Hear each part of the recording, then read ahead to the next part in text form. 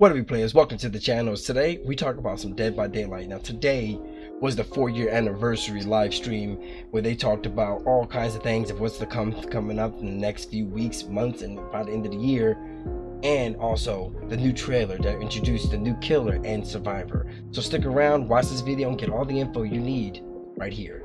I will link down some timestamps below so you can go right to the information that's important to you. Now, cross-platforming was the first thing they introduced, and allowing us to play with PC players to play with console and vice versa. And I believe consoles amongst each other as well, which I think will just ultimately reduce the cooldown. That's not the right word. Reduce the time it takes to get into a game on everybody's level. It's just gonna be phenomenal. Now, I'd like to mention, I feel as though survivors were geared towards controller play, so console players are going to be pretty strong when it comes to survivors jumping over to the PC world.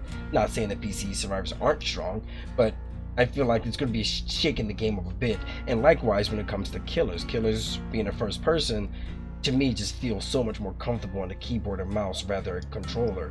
So the console people, if they've gone against bad killers before, watch out, you're about to come across some PC killers. Get bopped. So that's going to be exciting and new area to come forward into the game. And they mentioned that it should be available sometime by the end of this year. So anytime between tomorrow and New Year's. Well, at least something's good happening this year. You know what I mean?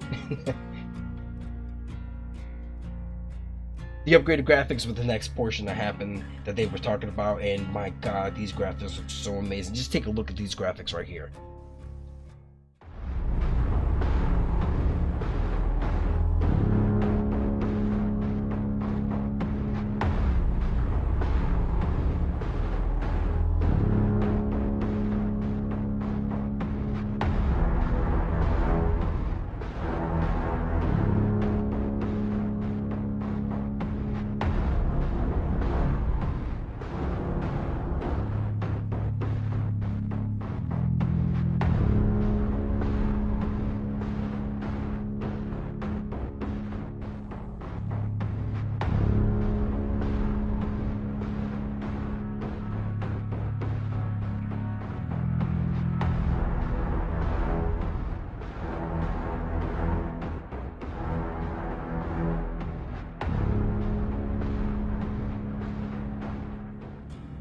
Right? That's what I'm saying. These guys are really putting in the works. When the game first came out, the game was absolutely ugly. I'm not even gonna front, the game was fun but ugly. And then we got like 2 different visual updates, and now we're getting this new one. These guys, for all the crap people give behavior, honestly, I feel like they're putting in their damnedest to make this work out the best they can. And I am very ecstatic to see it coming out. The part that made me notice it the most was the shack. The shack was a busted up, barely wooded structure that you can see all the people walking around. You didn't need to see the terror radius of the killer.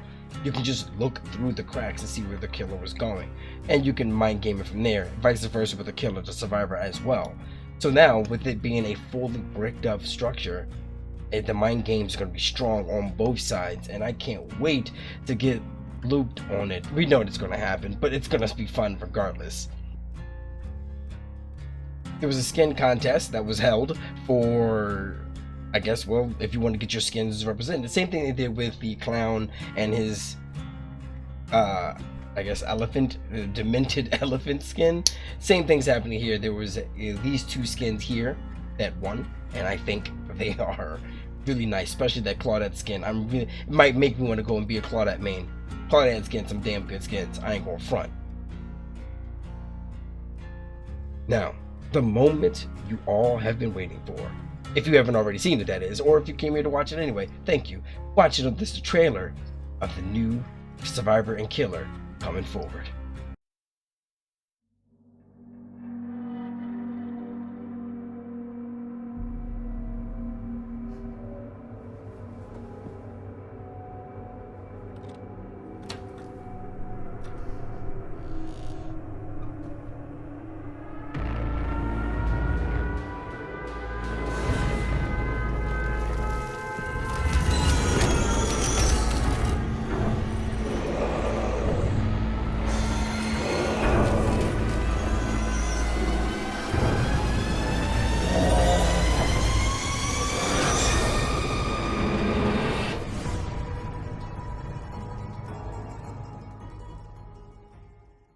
Yes, yes, yes. We did see that. It is exactly that. It is Pyramid Head, and it is Cheryl, aka Heather from Silent Hill 3. Silent Hill is coming to Dead by Daylight. My God, I'm so excited. I have not gotten the chance to play them yet. I couldn't play them yet. PTB is open for you guys who do want to try either of these people, and it's insane. My God, it's so good how happy I am. I called it. I'm not even gonna front. I called it. Just though, mind you, I was saying Pinhead, but at one point I was like, yo, that 4 looks like Pyramid Head. I wouldn't be surprised if Pyramid Head came here, but I want Pinhead. But look, here we have it. So if you wanted to know what's going down with these perks so far, I'll go into a perk build for each of them. But so far, what we do know is the Pyramid Head has has something called Force Penance, that whenever a survivor takes a protection hit, they get the broken status. Which, if they're taking a hit, they're already injured. I guess that's one thing or another. But broken status is good, which means they can't heal themselves nor use their crappy health kits to give them to heal up instantly, which I find very useful. The other one he has is called Deathbound, that whenever a survivor heals within 32 meters of the killer for 45 seconds, well, first the survivor screams, and then for 45 seconds they have the oblivious status. I think it's 45 seconds.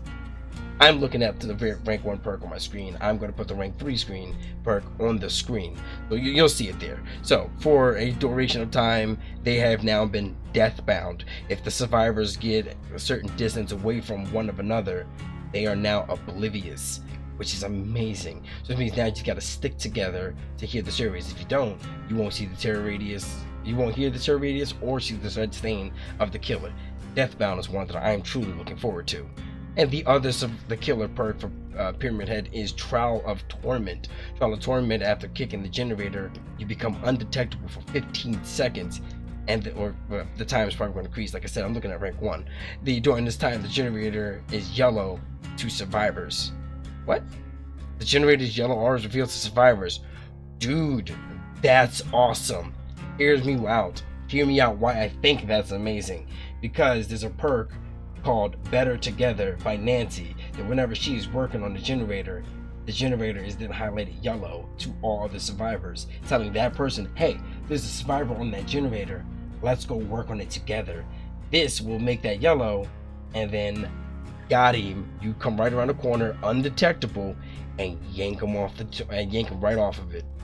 That's going to be interesting. I'm not sure how viable it's going to be, but on paper it sounds very, very conniving, and I love it. Now, the long and harsh part of the power of the Pyramid Head is called Rites of Judgment. Basically, the way TLDR how this works is he walks around the stage with his gorgeous buster looking sword. You can jam this blade into the ground and make little trails of terrible little gashes in the ground. If a survivor walks or runs over it, they get the status effect Tormented, which means if the killer drops that survivor, puts the survivor into a dying state, Pyramid Head can then send them into a cage of torment, or I think it's called a cage of atonement, which effectively acts as a hook, but is not a hook. If you cage of atonement someone, you can then worry them, but from what I've seen, you have to actually cage of atonement them 3 times to kill them, or hook them 3 times. They do not stack. So how do you beat this? You just crouch over it, just like the hack. You can just crouch and go through it. So I'm going to see more urban evasion players happening more often. Now, he also gains a special attack. While he's using the ability and you press the attack button, he does roughly an 8 to 12 meter line attack, almost like the Doctor's line shock ability, and about 3 meters width that will damage them. So it takes a wind up and can be easily predicted, but if you catch him at a pilot loop, then you've got him. And I think that's how his power works. I think you're supposed to chase survivors around the loop, drag your blade in the ground, leaving the gashes in the ground. They're not going to crawl around that loop, so they have 2 options. Accept the crawl of the loop and continue the loop there, but if they go down, they'll go into the cage of atonement, or leave that loop and go somewhere else, making them exposed and possibly easier to put down. That's how I see this power working at its maximum efficiency. Randomly putting trails throughout the stages aren't going to work, because if I, the survivor, sees this gash in the ground, I'm just going to take the time to crawl over it. Because from what I've seen, there is no way to remove torment other than being put into a cage of atonement. So unless you get downed and put in that cage, you will remain torment until the end of the game. Once you put in a cage, atonement, then the torment status buff leaves, and he has to reapply it to put you back in the cage. So I just wouldn't do it. That's just me. That was a little longer than I anticipated, but that's the gist of Pyramid Head, and I can't wait to give him a try in the game.